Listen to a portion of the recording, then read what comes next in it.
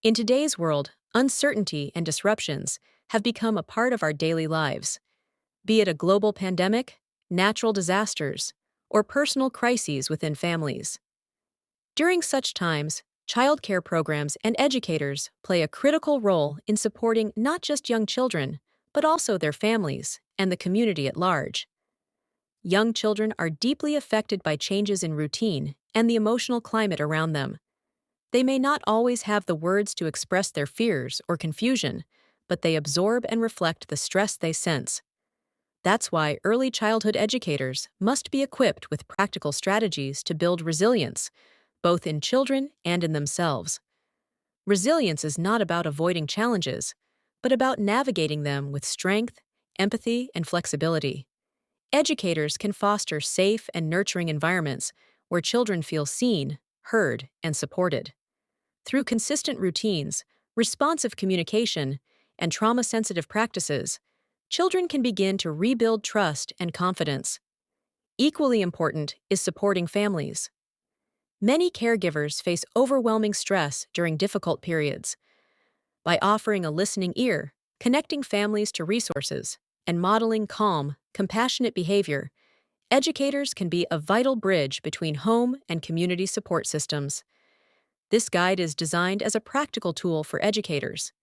It offers insights into how to manage stress in the classroom, how to respond to children's behavioral changes with empathy, and how to maintain a strong sense of community, even when times are hard.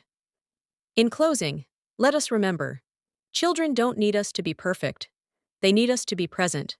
With care, consistency, and connection, we can help them grow, even in the most uncertain of times. In times of uncertainty and stress, children rely heavily on the adults in their lives to help them navigate emotions and feel safe. As educators and caregivers, one of our most critical responsibilities is to recognize the social emotional needs of children and respond with intention, empathy, and structure. That's where our two key goals come into play.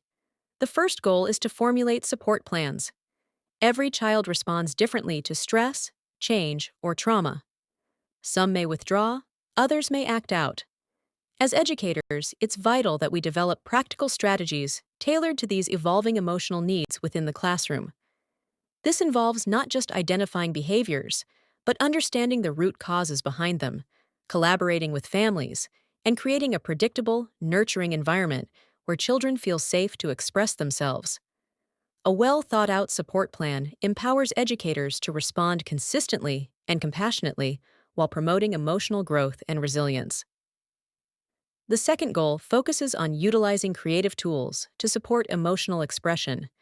Children don't always have the language to explain how they feel, which is why creative methods like puppetry, storytelling, and visual aids are so powerful. Integrating these tools within existing social emotional learning (SEL) curricula allows children to explore complex emotions in a playful, non-threatening way. For example, puppets can become trusted friends that speak on behalf of a child's internal world. They can model problem solving, demonstrate calming techniques, and make abstract feelings feel manageable. Together, these goals lay the foundation for a more responsive and emotionally intelligent classroom. By combining structured support plans with imaginative tools, educators are not only addressing immediate emotional needs, but also equipping children with lifelong coping skills. Ultimately, the heart of this approach is connection, helping children feel seen, heard, and supported, even in the most challenging times. In today's child care environment, educators are facing a perfect storm of challenges, and it's taking a toll not only on their well-being, but also on the quality of care children receive. One of the most noticeable changes in the post-pandemic era has been in children's behavior. Many are returning to early learning settings with delayed social emotional skills, anxiety, or difficulty adapting to routines. These shifts are real and can't be ignored. At the same time, the child care workforce is experiencing critical staffing shortages. Burnout is at an all-time high. Educators are managing more with fewer resources, leaving little room for rest or reflection. They're expected to be caretakers, therapists, teachers, and emotional anchors, all at once. This is compounded by growing family instability. Families today are dealing with job losses, housing issues, and emotional stress, all of which ripple into children's lives and show up in the classroom. Educators are often on the front lines, supporting not just the child, but the entire family dynamic. And finally, financial pressures are tightening. Programs are struggling to stay afloat, with limited funding and rising operational costs. All of this creates a cycle that makes it harder for educators to do what they do best: nurture, support, and teach. Understanding these stressors isn't about placing blame, it's about recognizing the landscape we're in. When we acknowledge these realities, we can start building better support systems for the educators and children at the heart of early childhood care. Not all stress is harmful. In fact, some stress can actually help children grow and thrive. Understanding the three types of stress, positive, tolerable, and toxic, is essential for educators and caregivers who support young children through life's ups and downs. Let's start with positive stress. This type of stress is brief and mild. It might occur on the first day of school, during a doctor's visit, or when meeting new friends. When a child experiences positive stress in the presence of supportive adults, it can actually help them build resilience and confidence. Think of it as a healthy challenge that encourages growth. Next is tolerable stress. This is more serious and can cause a stronger stress response in the body, but it's usually temporary. Examples include a family moving to a new home or experiencing a natural disaster. The key difference here is the presence of strong, supportive relationships. When children feel emotionally safe and cared for during these events, the long-term effects of stress can be minimized. Finally, there is toxic stress. This is the most harmful type. It occurs when stress is prolonged, intense, and happens without adequate support. Situations like chronic neglect, abuse, or deep poverty can trigger toxic stress responses in the brain and body. Over time, this can negatively impact a child's development, behavior, and even physical health. As educators, recognizing the type of stress a child may be experiencing helps us respond more effectively. By offering safety, consistency, and emotional connection, we can help children navigate life's stressors, and in many cases, even transform those challenges into opportunities for resilience and healing. Stress is a part of life, but its impact depends on how much we experience and for how long. At moderate levels, stress can actually boost performance by improving focus and motivation. This is often called optimal stress. However, when stress becomes chronic or overwhelming, especially without proper support, it turns toxic. Toxic stress significantly impairs brain development and emotional regulation in children. These children may struggle to concentrate, control impulses, or engage in learning.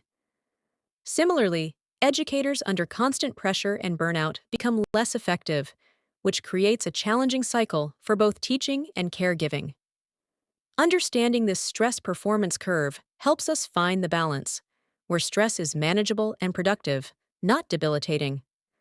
Our goal should always be to create emotionally safe environments that reduce toxic stress and support both children and the adults who care for them. Before we can truly care for children and families, we must first care for ourselves.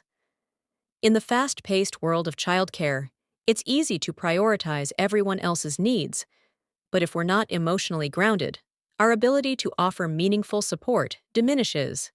That's why the first step is a self-check. Take time each day to reflect on how you're feeling, mentally, physically, and emotionally. Are you tense, drained, uplifted? Naming our emotions is the first step in managing them, and it allows us to show up more intentionally for those who rely on us. Next, be authentic. The idea that we must leave our emotions at the door is outdated and unrealistic. Children are incredibly perceptive. They sense when we're stressed or distracted. Instead of bottling things up, acknowledge your feelings. Being honest with yourself, without judgment, models emotional intelligence and fosters trust in the learning environment. Finally, make daily practice a priority. Self-care doesn't have to be grand. It can be as simple as breathing exercises before class, a short walk, journaling, or a quiet cup of tea. The key is consistency, finding small, manageable strategies that help you reset and restore each day. When we take care of ourselves, we become more present, patient, and responsive educators. In doing so, we create emotionally safe spaces, not just for children, but for ourselves as well. When working with young children, families, or even colleagues, difficult moments are bound to arise. Whether it's a behavioral concern, a family crisis, or workplace tension, it can feel easier to sidestep uncomfortable topics. But real growth and real trust happens when we address challenges directly and compassionately. First, we must resist the urge to gloss over problems.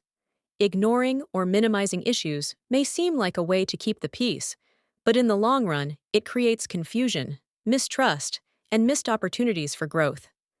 Children and adults alike benefit from knowing that it's okay to talk about hard things and that they will be heard with empathy. Next, it's essential to use age-appropriate language when speaking with children. This doesn't mean we avoid the truth. It means we explain it in ways they can understand. Whether it's about a classroom change, an illness in the family, or even an emotional outburst, being clear and kind helps children feel safe and supported. We also need to create safe spaces for honest conversations. This means setting the tone through body language, tone of voice, and availability. When we show we're truly listening, without judgment, we invite others to open up. These safe spaces are where children and adults feel validated and empowered to express themselves. Finally, let's model healthy emotional expression. Children watch how we handle stress, sadness, or frustration. When we name our feelings calmly and express them constructively, we're teaching by example. I'm feeling a little overwhelmed right now, so I'm going to take a deep breath. A simple sentence like that can be a powerful learning moment for a child. In the end, direct communication isn't about confrontation. It's about connection. It's about building trust, creating emotionally safe environments, and nurturing a culture where everyone feels seen, heard, and supported. In today's fast-paced world, it's more important than ever to prioritize student well-being right from the start. Teaching self-care to young children isn't just a trend, it's a necessity. When we introduce self-care skills early, we help children develop lifelong healthy habits that shape their emotional and physical well-being well into adulthood. Early exposure to self-care practices supports the development of emotional regulation skills. Children learn to recognize their feelings, name them, and respond in healthy ways. This builds a solid foundation for managing stress, navigating relationships, and maintaining focus in the classroom. Self-care also strengthens a child's resilience to stress. By giving children tools to calm themselves, such as breathing exercises or quiet reflection, we help them feel more in control and less overwhelmed when challenges arise. But how do we make this practical in a classroom setting? Simple breathing exercises can work wonders. Just a few deep breaths can help a child reset emotionally and refocus.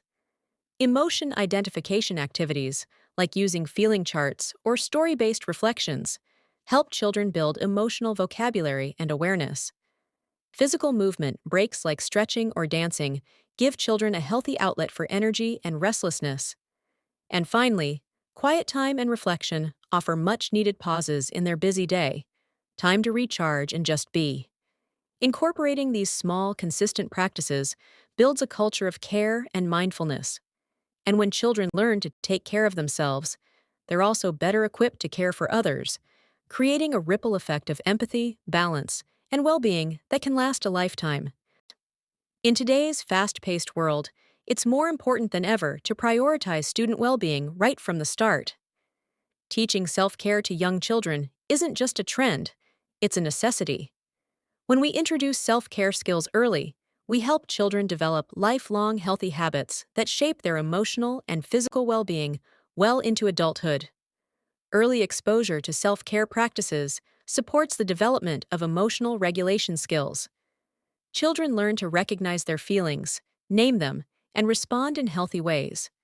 This builds a solid foundation for managing stress, navigating relationships, and maintaining focus in the classroom. Self-care also strengthens a child's resilience to stress.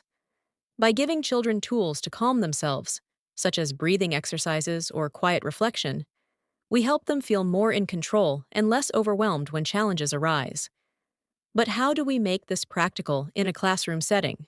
Simple breathing exercises can work wonders. Just a few deep breaths can help a child reset emotionally and refocus. Emotion identification activities, like using feeling charts or story-based reflections, help children build emotional vocabulary and awareness. Physical movement, breaks like stretching or dancing, give children a healthy outlet for energy and restlessness. And finally, quiet time and reflection offer much-needed pauses in their busy day, time to recharge and just be. Incorporating these small, consistent practices builds a culture of care and mindfulness. And when children learn to take care of themselves, they're also better equipped to care for others, creating a ripple effect of empathy, balance, and well-being that can last a lifetime. Children often experience a wide range of emotions, but they may not always have the words to express how they feel. That's where emotional check-ins come in. These tools offer children simple, visual, and engaging ways to identify and communicate their emotions. Using methods like emotion charts with expressive faces or colors, children can point to or move a clip to show how they're feeling. It removes the pressure of verbal explanation and promotes self-awareness. Other strategies like drawing, movement-based expression, or even quick gestures, like a thumbs up or down, help children feel seen and understood. By making emotional expression a part of daily routine, we send a clear message: your feelings matter. These practices foster emotional literacy, build trust, and create a classroom culture where children feel safe, supported, and more ready to learn. In times of stress or adversity, children, and even adults, may struggle to cope with everyday routines or expectations. This is when flexibility becomes not just helpful, but essential. Being flexible means adjusting our responses and approaches with compassion, rather than holding rigidly to rules or plans. When a child is overwhelmed, a simple act, like offering choices or allowing a break, can make a world of difference. These moments give them a sense of control in a situation that might otherwise feel chaotic. It could be as small as letting them choose where to sit or how they want to complete a task. Flexibility doesn't mean lowering expectations. It means meeting children where they are and supporting them to grow at their own pace. In doing so, we build trust, strengthen relationships, and help children feel empowered, safe, and more ready to engage. In the face of challenges, especially during times of stress or uncertainty, it's easy for both children and adults to dwell on what's going wrong. That's why it's so important to emphasize the positives, not by denying reality, but by intentionally choosing to focus on what's going well. Emphasizing positives doesn't mean ignoring hardships or forcing a smile. In fact, we need to be cautious not to fall into toxic positivity, where we dismiss valid emotions by saying things like, just be happy, or it could be worse. Instead, it's about acknowledging difficulties while also helping children notice small successes, acts of kindness, or things they're grateful for. Modeling this balanced approach helps build emotional resilience. For example, if a child is upset about a mistake, gently help them see what they learned from the experience. If they're frustrated, recognize that emotion, but also guide them to identify what they did manage to accomplish that day. These simple shifts in perspective can create space for hope and confidence. Over time, emphasizing positives becomes a habit, and it helps create a classroom or home environment where children feel supported, capable, and optimistic about overcoming challenges. During times of stress or uncertainty, routines provide a sense of safety, predictability, and comfort, especially for children. When everything else feels overwhelming or out of control, knowing what to expect in their day can help children manage their emotions and feel more secure. That's why sticking to a consistent routine, becomes even more essential during challenging times. Routine doesn't have to mean rigidity. In fact, being flexible within a predictable structure is key. It's okay to make adjustments when needed, but try to keep changes to a minimum. When a change is necessary, like a special event or a field trip, help children maintain a sense of control by inviting them to keep a familiar part of the day. For instance, if they love morning read-alouds, start the day with one before heading out. This helps them transition smoothly while still feeling grounded. Ultimately, routines help children regulate their emotions, build trust in their environment, and reduce anxiety. And when children feel safe and in control, they're better able to engage, learn, and thrive. While routines and rituals might seem similar, they serve different purposes. Routines are the predictable sequences of tasks we follow daily, like brushing teeth or lining up after recess. They help create structure and reduce chaos, which is especially important for young children. Rituals, on the other hand, carry emotional significance. They are moments filled with meaning, comfort, and connection, often remembered long after the task itself fades from memory. Think back to your own childhood. Do you remember someone reading to you before bedtime, or a special handshake you had with a parent or friend? Those weren't just tasks, they were rituals. They offered a sense of warmth, belonging, and emotional grounding. In classrooms, rituals can be woven into the day to create a sense of safety and emotional connection. A simple read aloud before nap time can become a cherished ritual that signals comfort and calm. Singing a good morning song, sharing a gratitude moment, or ending the day with a group cheer are small but powerful ways to connect emotionally with children. These rituals help children feel seen and valued. They create bonds, help children transition smoothly through the day, and build a strong emotional foundation for learning and growing. So, while routines structure the day, rituals give it heart. The more opportunities we create for meaningful rituals, the stronger and more supportive our learning environments become. There's a powerful biological link between mindfulness and self-regulation.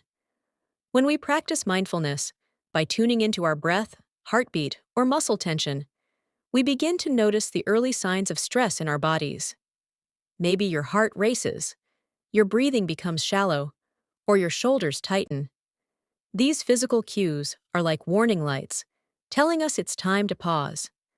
By simply bringing attention to these sensations, we activate the part of our brain responsible for calming the body, the parasympathetic nervous system. This helps us de-escalate, think more clearly, and respond rather than react. In both children and adults, mindfulness builds awareness, emotional control, and resilience. The more we practice noticing these signals, the easier it becomes to stay grounded, even in stressful moments. In today's busy classroom environment, children need intentional moments to slow down, breathe, and reconnect with themselves. That's why creating mindful spaces, like cozy corners or calming zones, is so important. These are not places for punishment or time out. Instead, they're safe, welcoming spaces where children can pause, reflect, and regulate their emotions. When a child feels overwhelmed, overstimulated, or simply needs a break, these spaces offer comfort and choice. A few minutes in a cozy area with soft lighting, cushions, and calming visuals can help reset their mind and body. It's a gentle way to teach self-awareness and self-care, skills they'll carry for life. Let's remember, mindful spaces aren't about control. They're about empowerment and emotional growth. A calm environment is the foundation for helping children feel safe, focused, and emotionally balanced. The physical space around them plays a powerful role in how they regulate their emotions and behavior. So, creating a calming environment isn't just about decor. It's a strategy to support self-regulation and reduce stress. Start by removing clutter. A tidy, organized space gives children a sense of order and predictability, which helps them feel more in control.